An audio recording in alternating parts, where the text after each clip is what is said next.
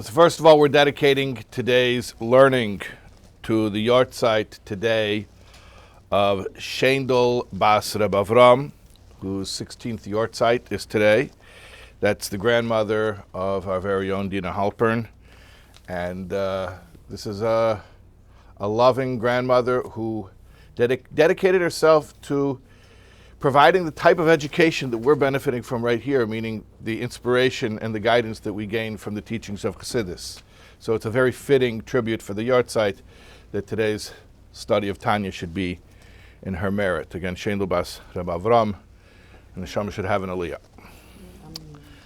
So we're continuing chapter 29, and with God's help, I think we're going to finish chapter 29.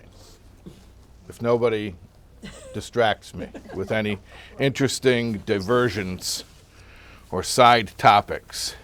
No, we're pretty good at keeping on track. Okay. So just to review, since chapter 26, we've been speaking about the importance of joy and the danger of falling into negative emotional states. And we've addressed various different types of negative emotional states and the troubleshooting guide for each one of them, because depending on the cause, the solution is different. Yeah? Sounds familiar so far without going into, I'm not going to go into the different types of negative stuff, the guilt, the shame. I'm not going to get into that, but because we've done that already, but I'm just giving context. So chapter 29, which is the chapter we're on now, we started to speak about a very specific type of emotional dysfunction, which is different than what we've spoken about before. What we spoke about before is sort of all in the category of sadness. But this is in the category of apathy, which is not even sadness. It's a lack of feeling. It's not a bad feeling, it's a lack of feeling. And we said that's actually the most dangerous condition. Apathy is the most dangerous condition. And because it's the most dangerous condition, we said it warrants a really, really intense and severe approach to counter it. So do you remember I gave literally, I think, like 20 disclaimers that the methods we're studying right now are emergency methods. Does this sound familiar? Yeah? I made it very clear. The intensity and the harshness and the brutality of these methods is not something we do on a regular basis at all. It's an emergency measure. Was that abundantly clear so far? Yes. Okay. And specifically, what is this harsh, brutal method that's only warranted in an emergency situation? We said that it's called, well, metaphorically, it's like the log that won't catch fire. This was the metaphor from the Zohar. The log that won't catch fire, so you smash it up until it turns into splinters, and then it will catch fire. So we said it's like the ego that's complacent because it feels, my life's manageable, everything's good, I don't need anything. So we systematically break down that ego through being what's called Mari de Chushbana, a master of accounts, where we do this really, really thorough and invasive spiritual audit, and we force our ego to be confronted with its own dysfunction. And it's harsh, it's unflinching, it's merciless, but the point of it is to break down the ego, just like smashing up that log so it can catch fire. We're breaking up that ego so that it can get inspired again with spiritual light and warmth. This is all review so far. This all sounds familiar. I mean, and if you weren't here, it doesn't sound familiar, but if you were here, does it sound familiar? Yes. Okay. So a really great question came up at the end of last week. Somebody said, okay, this sounds absolutely dreadful, but if this is what's necessary, I'll do it. Yeah. Yeah. Like, I don't think this sounds fun. I wouldn't sign up for this just because I'm bored.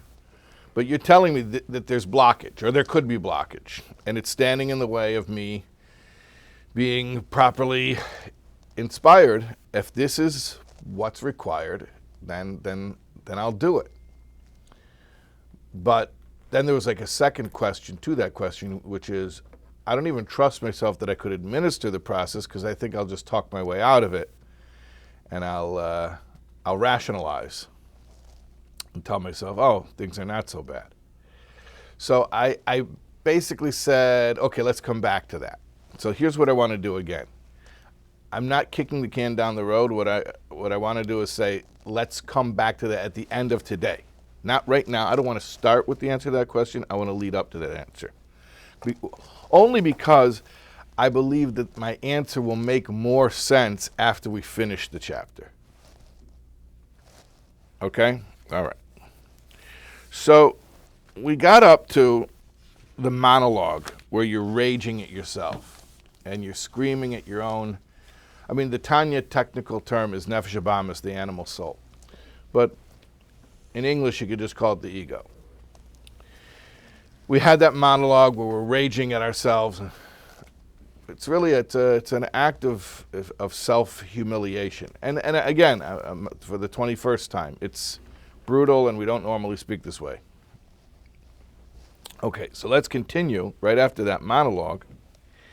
We're up to Vihine al yidei zeh yoyol lenafshehu alakis. That through this monologue, this raging, this will assist the godly soul. Those who are new to Tanya, this is basic Tanya. We have the animal soul and the godly soul. Two personae vying for control within us. So this raging at the animal soul will allow or help the godly soul to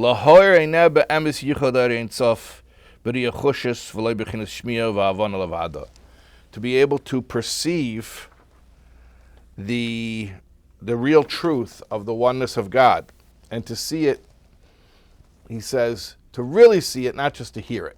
Meaning hearing is, they say seeing is believing. So hearing means, oh, in theory it sounds like a good idea. Okay, I believe you. But seeing is, I've seen it for myself. This is a fact. I've experienced it. It's not just information, it's an experience. So basically the outcome of this really brutal self-humiliation process is that it removes all the blockages, and then, I'm able to experience godliness. He says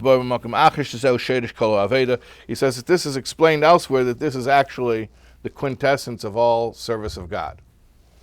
Is what? The ability to really personally experience this fact of God's oneness, not just as an abstract construct. Okay. Now he continues and explains something very interesting. He explains the underlying mechanics of why this works. We don't really understand yet why this works. In other words, we know that there's a blockage, and we said that that's due to the complacency of the ego. We know how to remove the blockage, and that's by humiliating the ego, by forcing it to own up to all of its defects. But why does that guarantee that once we do that process, it's going to make way for some type of God consciousness and spiritual sensitivity? Like, who says that's the outcome? So you remove the blockage, who says that the good stuff's going to come and fill its place? So now he's going to explain the mechanics of why it works. He says, Vahatam, the reason. The truth is that negativity, which we call the sitra achra, the other side, has no mamashas, has no substance. Has no substance. Evil does not have any inherent existence. It's being propped up as part of a plan, but it itself has no inherent worth or value. That's why we compare it to darkness. Darkness has no substance. and therefore it's automatically pushed away by the light. Now you're going to say light has no substance either, it's intangible. Yeah, I don't mean physical substance. I mean that darkness isn't even a thing, it's an absence of something. And that's why he says darkness is automatically pushed away by the light. We don't tend to think about this very often, but how long does it take to fill a room with light? We don't think about it. If you come in this very room, this library here, in the summertime when the AC hasn't been on and it's hot, how long does it take for the room to cool off? You turn on the AC. How long does it take for the room to fill the room with cool air? It takes a while. Okay, but if you come in here and it's been dark, and even if it's been dark for days, and you flip on the light switch, how long does it take for the room to fill up with light? So, evil is called darkness for many reasons, but one reason is because of its property of being instantly displaced by holiness.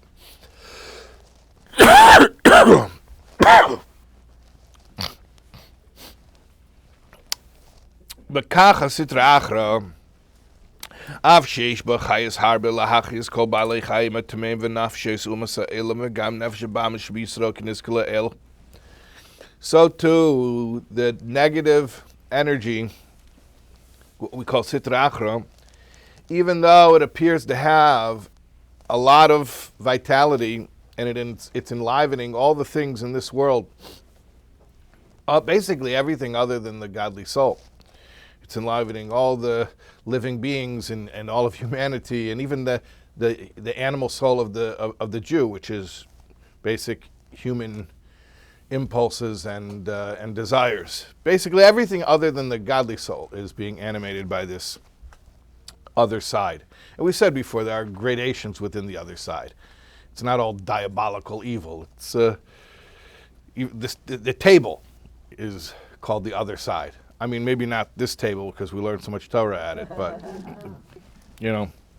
a piece of kosher food, it's just neutral. It's called the other side. Unless you eat it and then you burn the calories to serve God, and then it becomes holiness. But see chapter 7, or go back and watch the recording of chapter 7 if you want to understand that. So he says, even though this negative energy, this non-godly energy, seems to be so powerful because, after all, it's enlivening so much, Mikol Mokem, nevertheless, it doesn't have its own inherent life force. It's only getting what it receives from the forces of holiness. Which is why when there is that situation where it's finally displaced by holiness, it's instantaneous. Like the metaphor of darkness being instantly displaced by light. There's only one thing, that internally in the human being, Hashem gave special permission to this darkness, to lift itself up, meaning to put up more of an intimidating posture, so the person should fight back.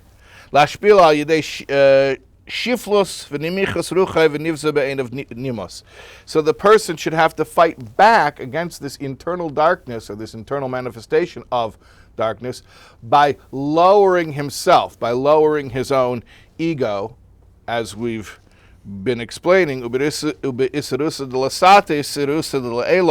then what the person does internally in microcosm, personally, then there's a reciprocal effect universally in the macrocosm, like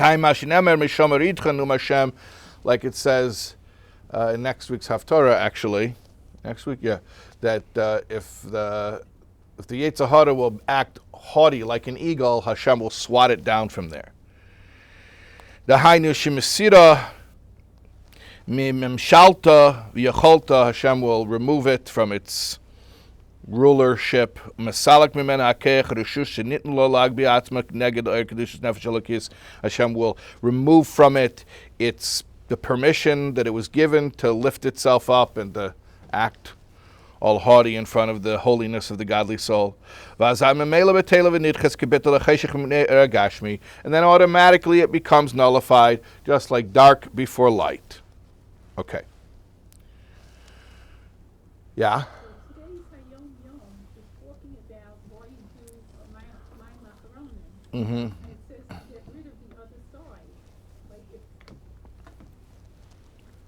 so I don't understand like how, what, the water or just you're doing something?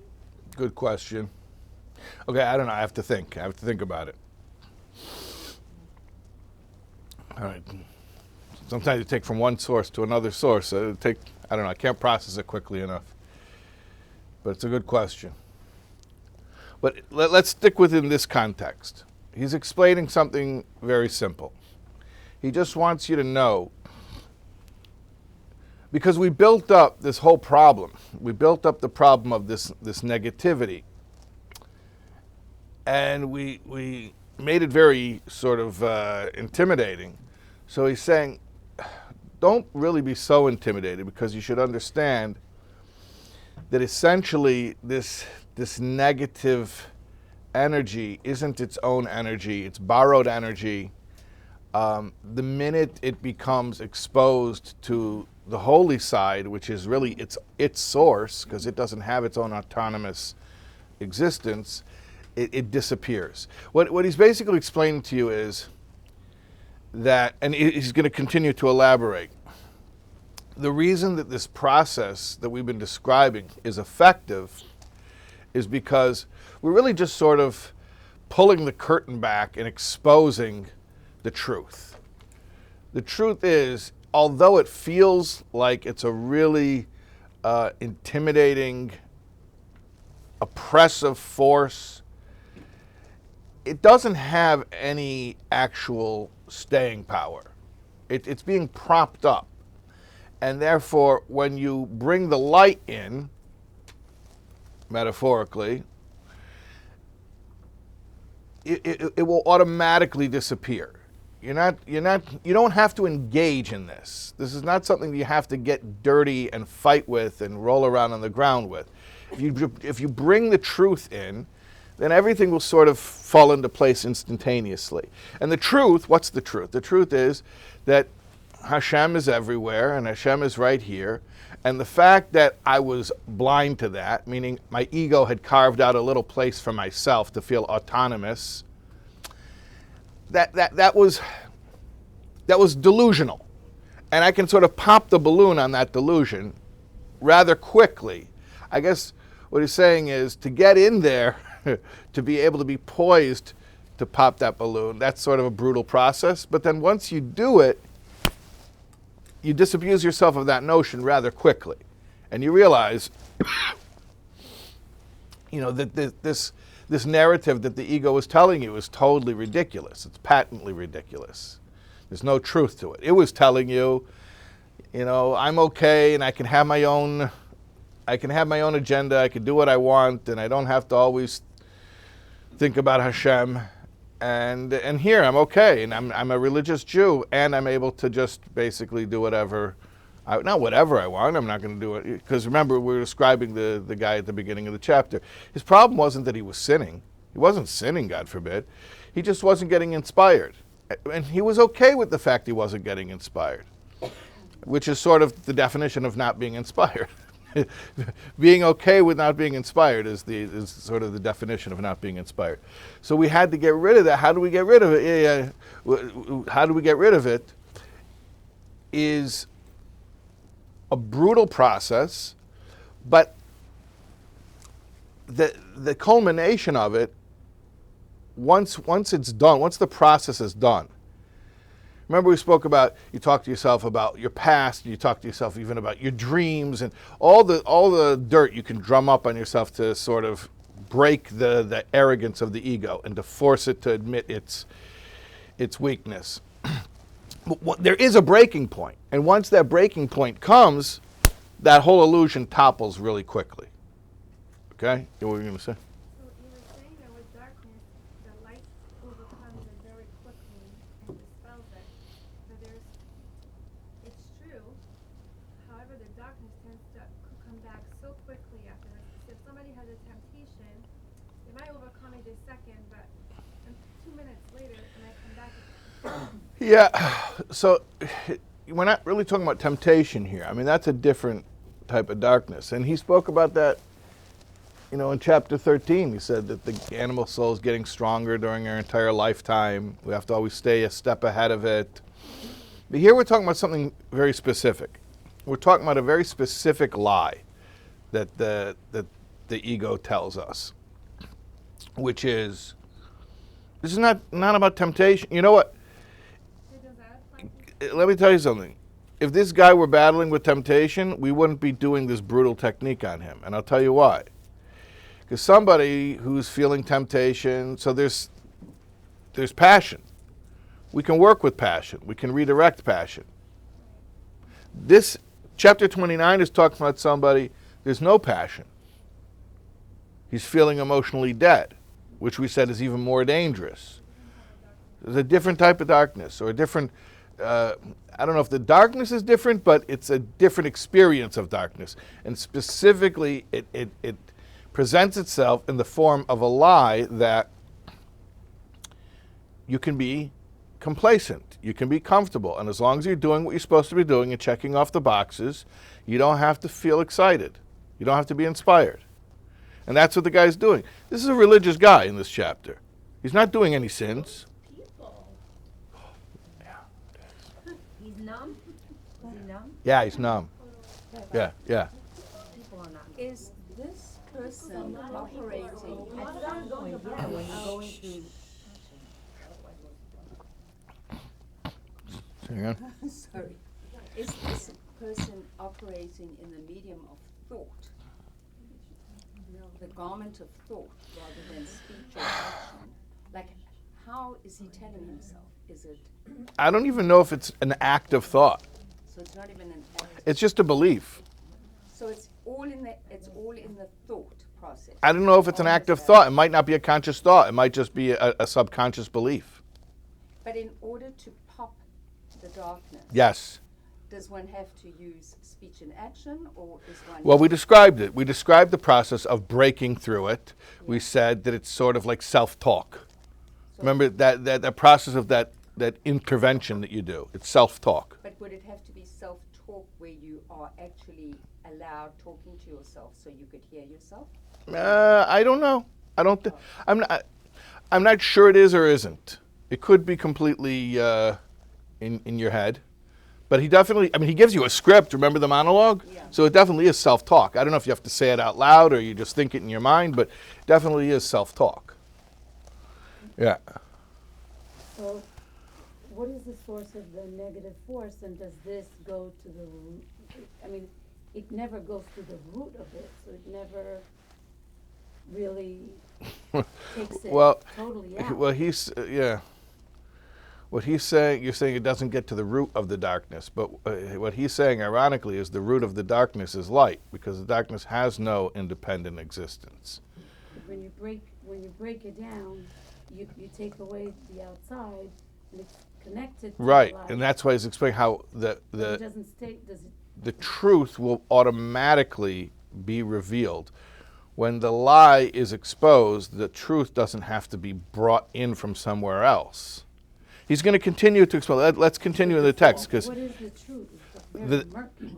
The truth is that God is everywhere, God is everything, and even right here in this place, and that there's no separation from Him, and that I can't go carve out my own little place of autonomy, even if I barter with God and promise to be a religious Jew in exchange for Him not bothering me. You like that deal? I'll be frum and you just stay off my back. Right. But you also will get his protection and guidance. Yeah, so you negotiate. Watch me closely enough that I don't get hurt, but not too closely that I have to feel self-conscious. Yeah. Okay, but let's continue here because he explains more about this truth. Okay. An incredible vart about a story in Chumash. It's actually my bar mitzvah parsha, Parshas Shlach. That's why I always connect to this piece right here. Shmitchila amru, that at the beginning they said, Ki chazaku mimenu, al tiknu mimenu chulu, shelo yaminu b'yechilas Hashem.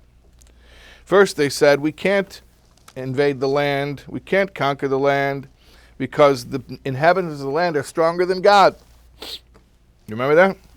They didn't believe in the ability of God to conquer them. But then afterwards, later on, they're like, okay, let's do it. Let's go. Remember that whole story? They came back, they said, we can't do it. And then Moshe Rabbeinu told them, oh, this is a terrible thing. This is a tragedy. It was Tisha B'Av, actually. It says, this is going to be a bad precedent. And it was. And then later on, they were like, okay, let's go. Let's do it. And he was like, no, you blew it. Too late. Okay. So the Alter Rebbe asks, where did they suddenly get renewed faith in God? Moshe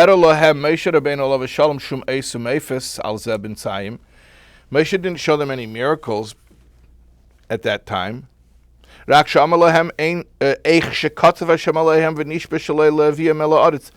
only thing is, Moshe told them Hashem's mad at you and he's not going to bring you into the land. What would that help? If they didn't believe Hashem was capable of conquering the 31 Canaanite nations, and because of that, they didn't want to enter, they didn't want to attempt to enter the land, so then how all of a sudden are they going to have a change of heart if Moshe Rabbeinu says to them, okay, we're not going to allow you to do that which you already believe you can't do. Okay, so then great, that's what I want. I wanted to not go into the land. And now what's my punishment? That I don't have to go into the land. Why did they suddenly have a change of heart and say, no, let's go into the land? It's funny.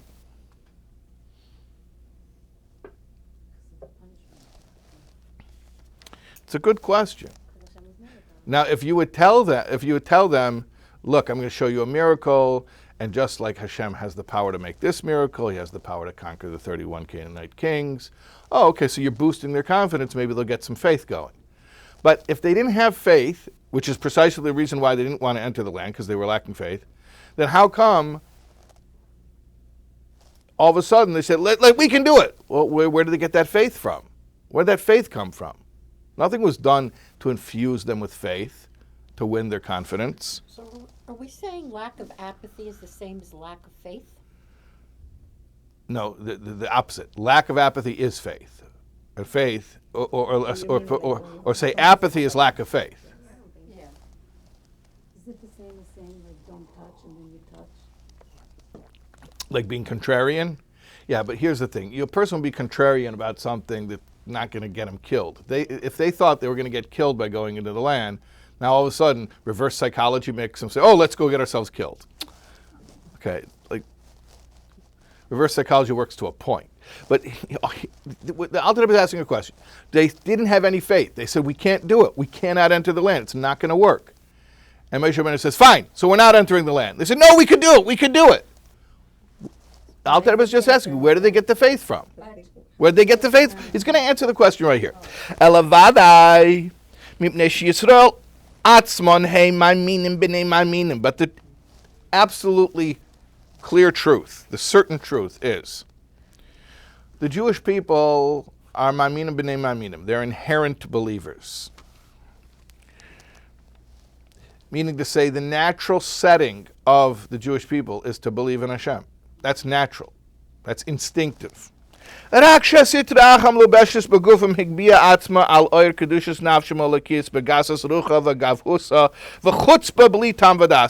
It's just that the negativity within them, which is invested in their bodies, had reared its head and sort of blocked that off, and it acts in a way that's characteristically insolent calls it chutzpah, without any, bli tam v'das, without any rationale.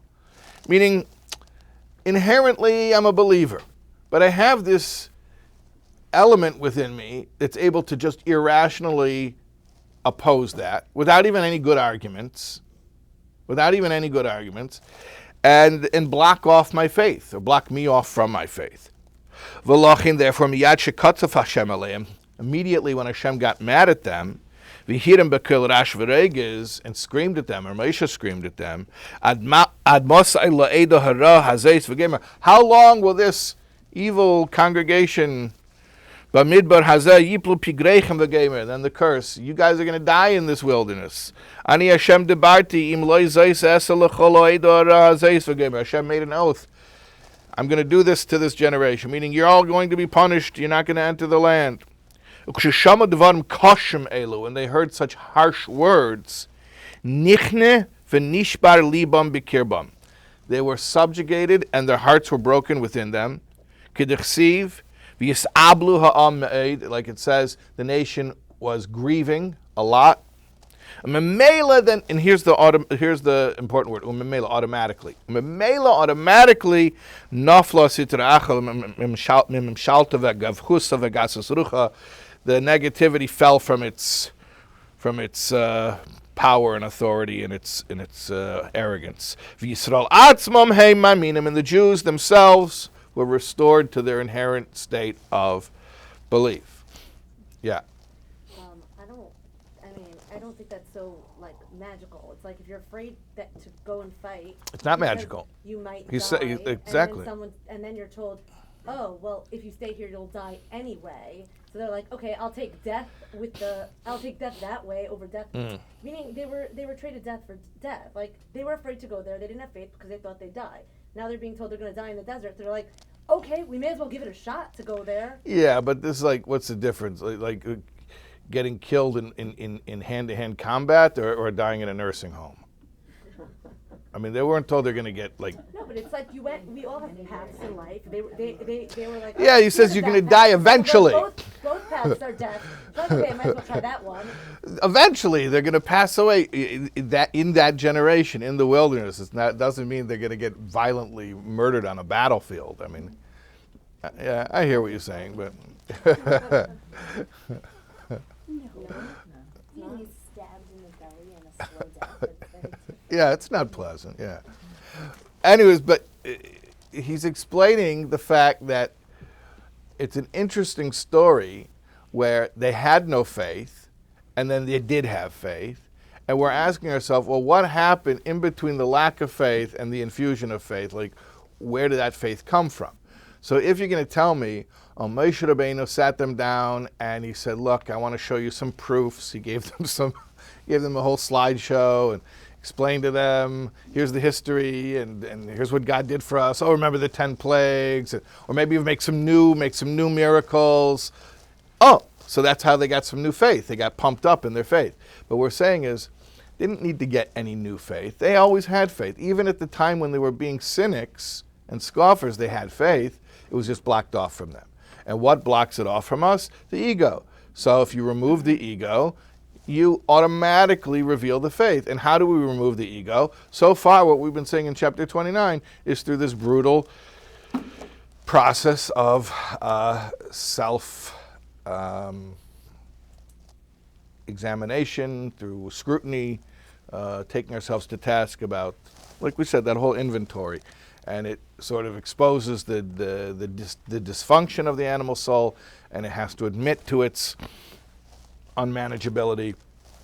And then once that happens, once it's defeated, then all the faith that was always there can come shining. Okay, that's what he's saying. But Rabbi, Yeah. isn't it more the phrase of punishment, severe punishment of kares, that prompted that realization? The punishment was that God was mad at them. He makes it very clear. It's not about the punishment, it's that God is mad at you. Can we grow up for a second here? Do you care if your mother grounds you for a week, or she takes away your phone, or she I don't know what punishments parents do today. But this is But serious. the point is, I am being serious. Listen to me. Can't take away the phone. Or if your mother Stops talking to you. is mad at you, maybe she even talks to you, but you see she's not happy. What if she throws you out of the house? Then you get a new life. So that's confusing though, 'cause like. Listen to what I'm saying. We're not children here. Your mother's mad at you. That should shake you up more than any consequence that she could drum up. Right, but then they did tshuva and they were still denied access, and I thought Okay, so that's another. Now you're asking. Now you're getting into a whole this discussion about that story. But we're just looking. This is not a Parsha Shlach Parsha class. We're looking at one little story that happened, or slice of a story, because it's an interesting phenomenon, and the Alter Rebbe is examining it, and he's saying, please explain to me what accounts for the fact that a group of Jews lacked faith in a pretty serious way. The God who took them out of Egypt and did plagues and split the sea told them, let's go into the land, and they were like, no, we can't do it. No, it was worse than that. You can't do it. They told God. He's not able to do it. And then the next day they're like, okay, let's do it. He's asking a very interesting question. What accounts for that major shift? So he says, well, that's just a very clear illustration of the fact that the underlying state, the innate state of the Jewish people is they do believe in God, and that there are merely interpositions, things that get caked on, crud, spiritual crud that gets caked on, and it's blocking the light. So you just got to knock it off. You got to dislodge it. But once you dislodge it, the faith was always there. You don't have to go out and get the faith. This is the point that he's making here. But wasn't the question what prompted that? And I told you, God's mad at us. That's it. It doesn't matter what the punishment is. It matters God's mad at us. And it was the actual screaming, right? It was like the same, the breaking, the splintering. Yeah, well, yeah, Moshe did scream at them. Yeah. So a Jew's automatic default is faith, emunah? Mm-hmm. Okay, what's a non-Jew's automatic default? Rationality. Human beings are rational. Human beings are programmed for survival. So Jews don't It's have that evolutionarily advantageous. Well, Jews So Jews have a don't- second programming as well called the godly soul, which is totally irrational and not conducive to survival, which is the miracle of Jewish continuity, that we have a programming that is actually counter to survival. The godly soul would rather physically die than to betray God. And any nation who has that program really shouldn't survive through thousands of years, let alone with all the persecution that the Jewish people have been subjected to. That's Does a that have miracle. name, that second program? The godly soul. It's called the godly soul.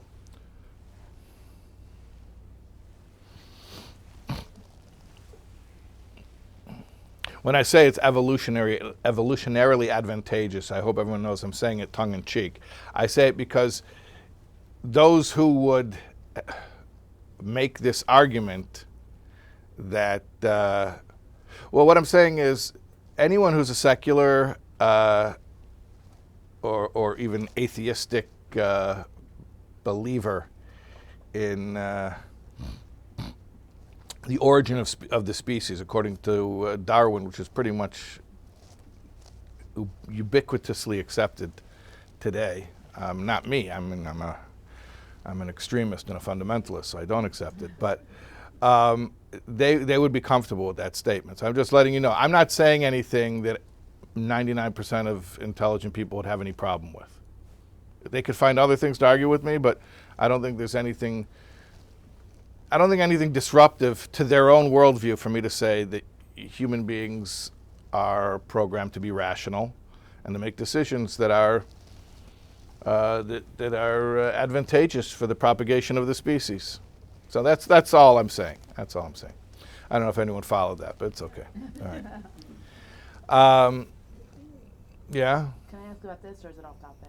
What about evolution? No, I don't want to talk about Before Darwin. that. No, but Oh. like other religions will also, let's say, sacrifice or put their religion before the rationale. Yeah, you're right.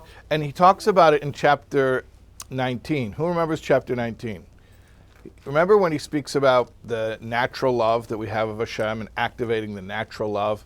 So it's interesting over there in chapter 19. The denizens? What? The denizens? No, it was chapter 9. Oh. Chapter 19. Secular people who will automatically Right. give up So their he identifies a very strange phenomenon throughout Jewish history of irreligious Jews who sacrificed their lives for their Jewish identity. So the idea of a religious person giving their life up for their religion, it happens universally. But there's this peculiar phenomenon which is rather unfortunately frequent throughout Jewish history in many, many different places, many different times. And that is Jews who are not religious, even irreligious, but when it comes to renouncing the Jewish identity, they won't allow themselves to do it. Now, of course, you're going to say, what, there were exceptions. What about the Moranos in Spain? Don't ask me about the exceptions to that. To ask me why it even happened once. Okay, once you could say is an anomaly, but why did it happen so often? So the Alter Rebbe points to that as a peculiarity of the Jewish people and says it's basically this irrational drive of the godly soul. Yeah. So we have principled people who die for their ideology. What's weird is we have Jews who seemingly their whole life they couldn't be bothered to inconvenience themselves to be observant Jews, but then when it comes to the pain of death and torture, all of a sudden, like a Daniel Pearl situation, all of a sudden they become so Jewish, like that becomes the only thing that matters to them. So that's a little bit strange. Anyways, what we're saying, that's a related idea, it's related. But what we're saying here is the godly soul, I want to move on because I do want to answer the question that we started with the beginning of the class. The godly soul innately is in a state of active faith. And if you are not experiencing that, it's not that you've lost it, it's that something's interrupting it. The lights are always on, but maybe there's something on top of the light that needs to be removed. Yeah. Yeah. All right. So when we say apathy is lack of faith here? Apathy, causes lack of faith, yeah. Okay, let's continue.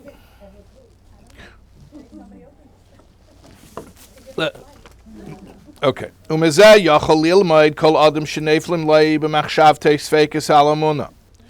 this, anyone who experiences doubts of faith can learn a very important lesson.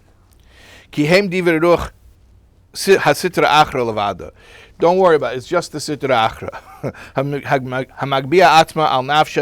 which is lifting itself up arrogantly against you. But you, inherently, you are still a believer. And also, you should know, the Sitra Achra itself ain't lost fakis. So here you're gonna chapter 9 that you're referring to. Here you're gonna have a little chapter 9 reference. Tell me if anyone remembers the chapter 9 reference. Ain't lost fakis called b'muna. You want to know something else kind of weird? This negative entity that is programmed to confuse and distract us from the truth, it itself is not confused. It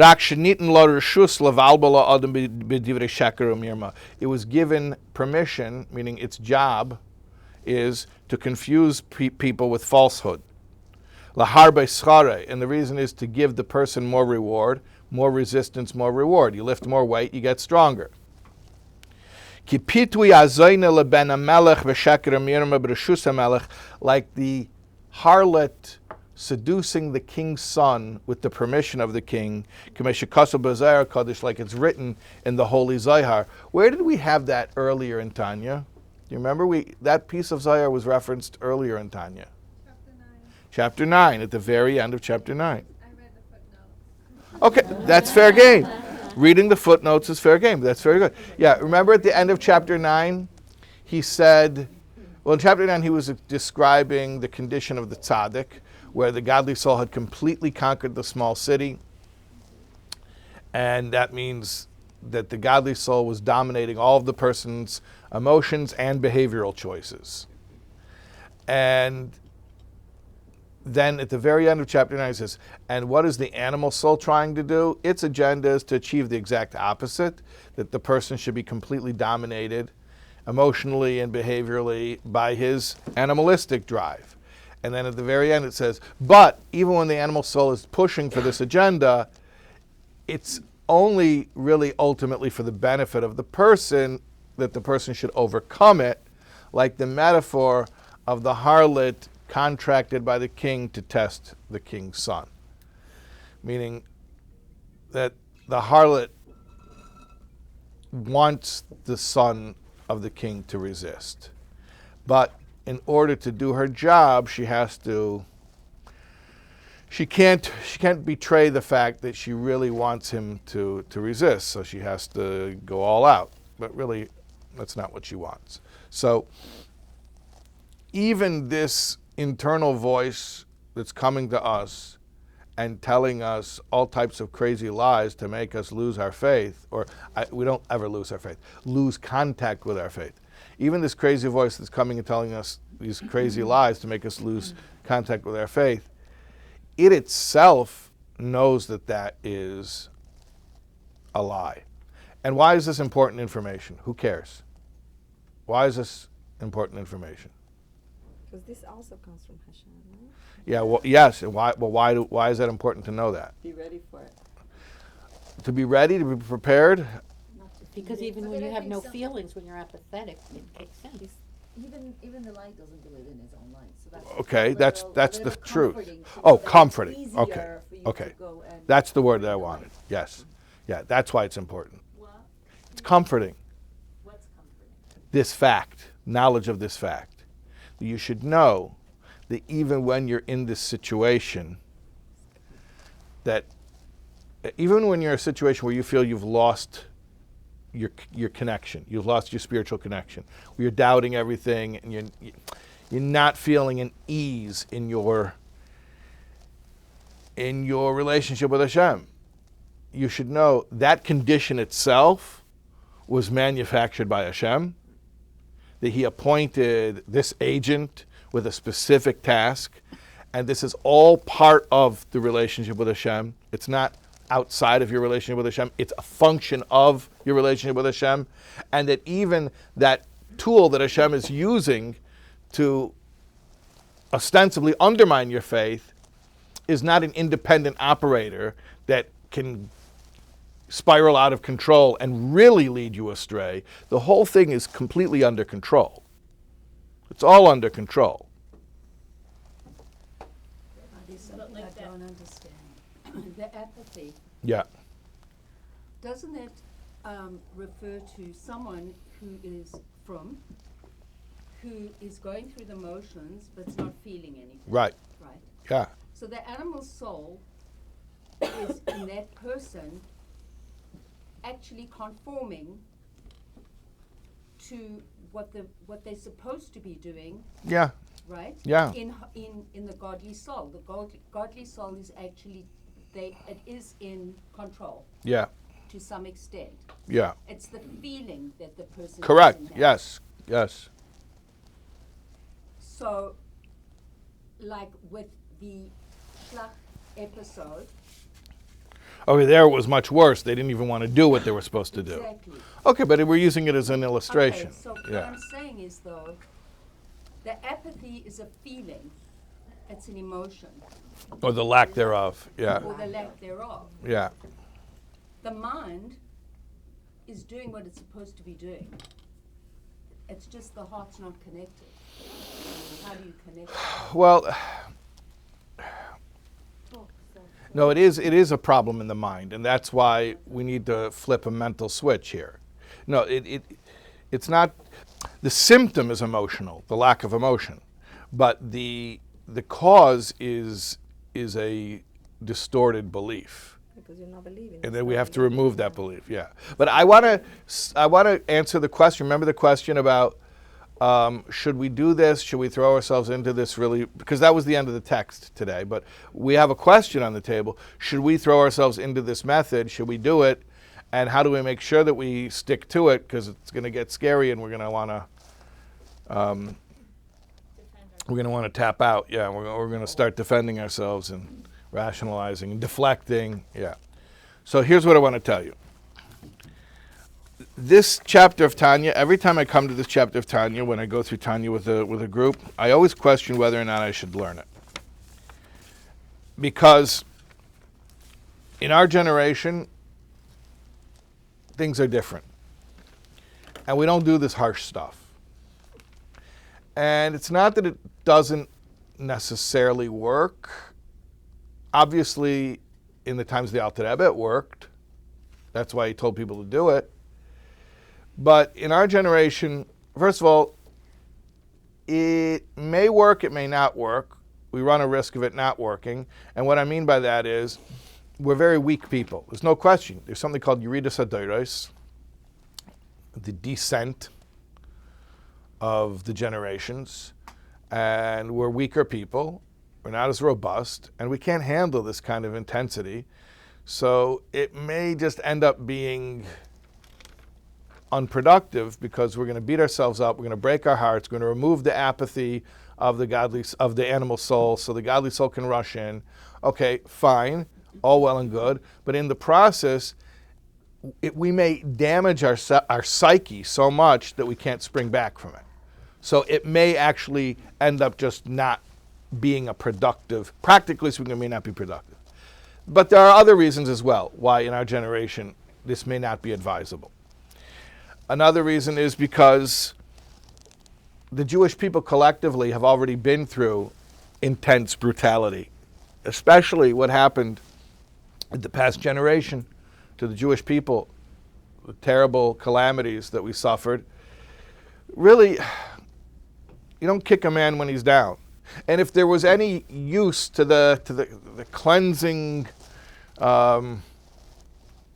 factor of the suffering, okay, so we've had it, we did it, we've been there, done that, right? So we're not looking to do more of that.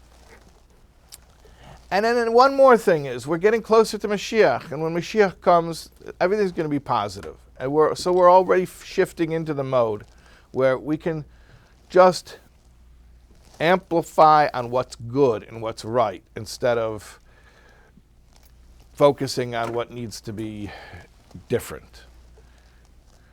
So for many reasons, the juncture where we're at in history right now indicates that probably it's not advisable to employ methods like Chapter 29, where the whole approach is to brutally scrutinize yourself until you're forced to just drop to your knees and admit your own dysfunction and unmanageability.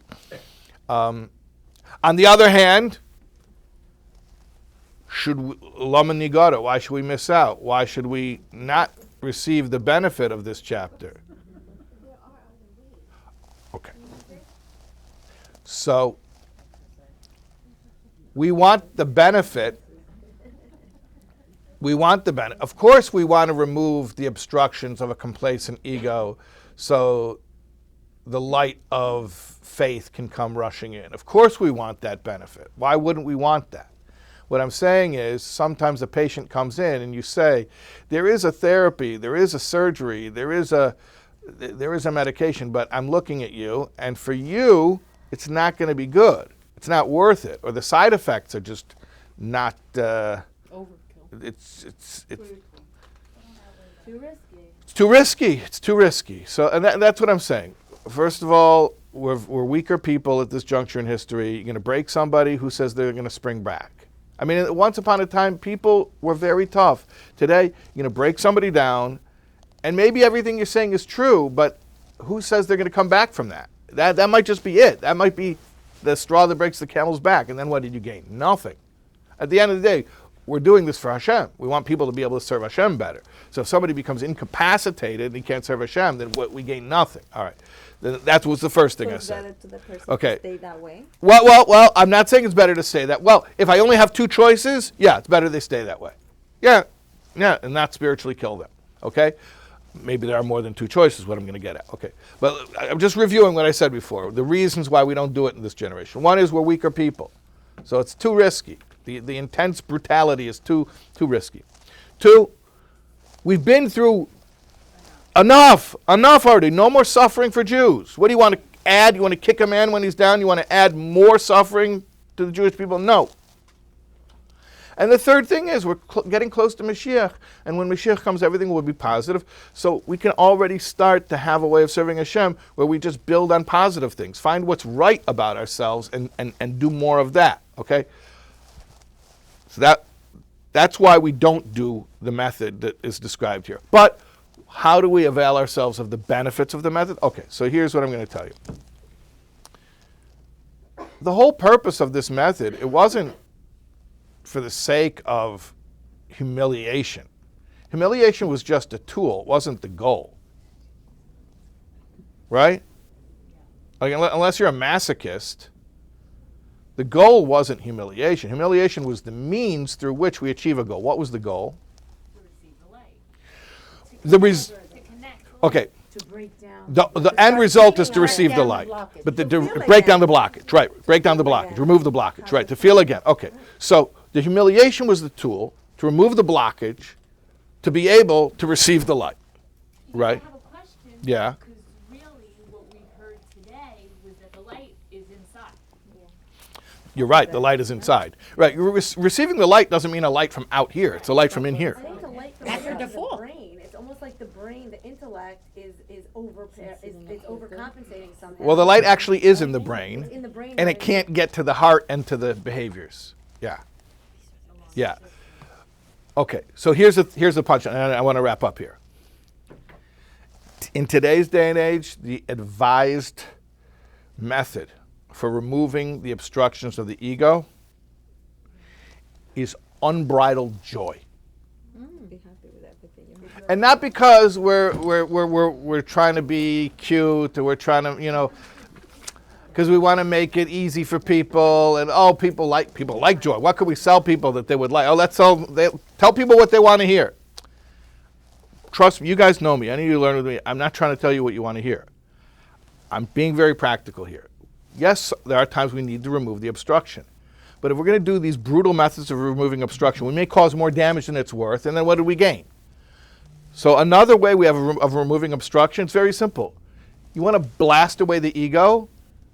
Get up, be joyful when you have no reason for it, when you don't want to be, when it's totally irrational. But don't you risk And it is the most ego-reducing state, is to force yourself to act and to even feel happy in an unlimited fashion, not just a little smile, but to be enthused with unbridled joy. That reduces the ego. That totally smashes the ego out of the way. without the assistance of drugs or alcohol. Well, drugs and alcohol, it doesn't even do it. Drugs and alcohol is an attempt to simulate that. Right. Right. People go to that because they're trying Of course, to simulate it. Well, of but it course doesn't they're have trying that to remove the ego. Yeah, of course, self-medication is an attempt to remove the ego. That's the numbness and the distraction of self-medication is to remove the ego. So how do we access that joy when we are in an apathetic or Fake it until you sad make it. state? And we're like, The same way you can force yourself to do this method and to brutalize yourself, force yourself to get up and dance. I'm not joking. That's right. That's the right way.